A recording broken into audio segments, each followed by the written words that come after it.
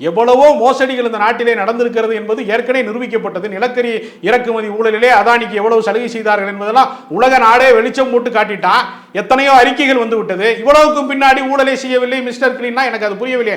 Corporate ஊழல்கள் ஊழல்கள் அல்ல என்று ஒரு புதிய சட்டத்தை நாடாளுமன்றத்தில் இயற்றிவிட்டால் தான் நீங்க சொல்வது நடக்கும். இல்லை எதுவுமே நிரூபணமா, நீங்க எல்லாம் வெறும் குற்றச்சாட்டு. பொதுமக்கள் என்ன புரிஞ்சுக்கிறான்னா, ஒரு தாசில்தாரோ ஒரு விஓவோ 500 ரூபா 1000 ரூபா 2000 ரூபாய் லஞ்சம் வாங்குறது மட்டும்தான் ஊழல் நினைச்சுக்கிட்டு இருக்கான். இந்த நாட்டுக்கு 2000 கோடியை ஒருத்தனுக்கு கொடுத்துறாங்க, அதானிக்கு கொடுத்துறாங்க, விமான நிலையத்தை ஒருத்தனுக்கு கொடுத்துறாங்க, ரயில்வே தனியார் மயமாக்க போறாங்க. இப்படி இது போன்ற விஷயங்கள் எல்லாம் முறைகேட்டில் சேராது என்று ஒரு சிலர் நினைச்சுக்கிட்டு இருக்கான். அப்படி கிடையாது. பொதுத்துறை நிறுவனங்களை தனியாருக்கு கொடுப்பதை விடவும் ஒரு முறைகேடு, ஒரு ஊழல் எதுவுமே இருக்க முடியாது. அதனால சிஏஜி அறிக்கை சொல்லிவிட்டது. ஏற்கனவே 7.5 லட்சம் கோடி முறைகேடு நடந்திருக்கிறது என்று சொல்லிவிட்டது. தேர்தல் பத்திர மோசடி என்னவென்று நீதிமன்றம் சொல்லிவிட்டது. இதைவிட ஒரு மோசமான ஆட்சி நடக்காது என்பதற்கு மணிப்பூர் கலவரம் சாட்சியாக இருக்கிறது. காஷ்மீர் மாநிலத்தை அவர்கள் உடைத்தார்கள்.